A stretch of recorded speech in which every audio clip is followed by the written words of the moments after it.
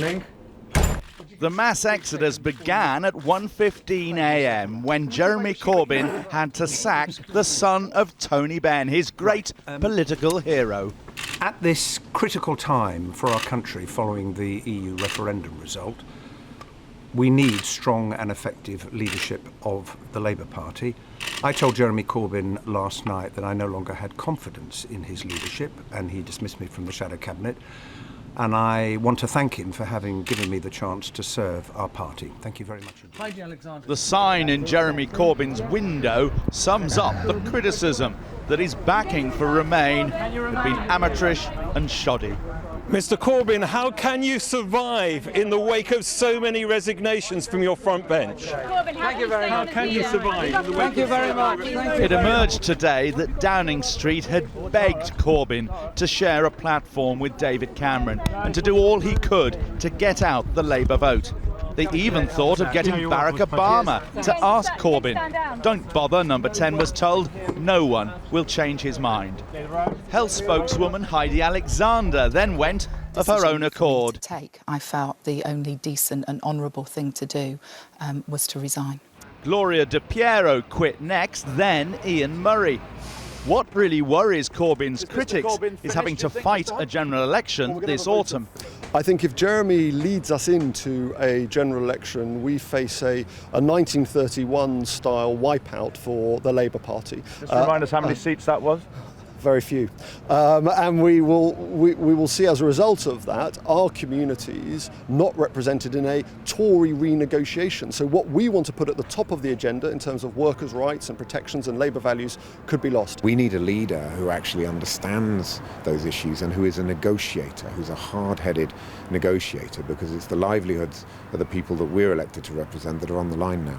Are you that possible leader? The bookmakers think you're one of the favourites. Do they? They do. That's news to me. You're not ruling yourself out, I notice. No, I'm not a candidate. You're not a candidate for the leadership of the Labour Party? I'm not a candidate. With 4 more names gone by lunchtime, Corbyn's friends fought back, saying he'd already won elections. Local government elections, we matched Ed Miliband at his very highest. Wow, you will not win a general election by matching Ed Miliband. We've laid the foundations to win the next general election, full stop. This autumn, you've laid the foundations. Bring it on. Bring it on. What planet are you from? Bring it on. Look at the electoral tests we've had. We've matched them all and won them, increased our majorities on every parliamentary by-election.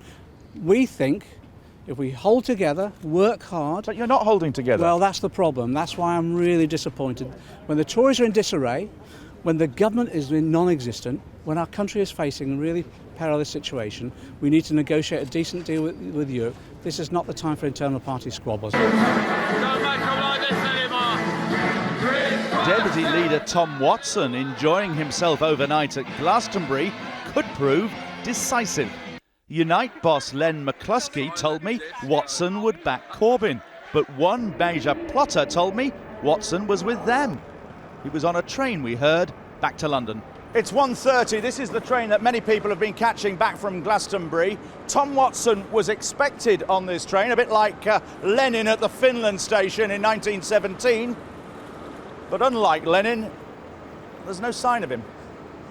Mr Watson finally said this evening he was deeply disappointed by Hilary Benn's sacking, but equally saddened by the resignations. He'll meet Jeremy Corbyn tomorrow morning. The Labour leader's now lost almost a third of his shadow cabinet, 10 faces out of 31. His critics say more will follow, and junior members of the team as well. Rarely, if ever, has a British party leader lost so many senior colleagues in one day.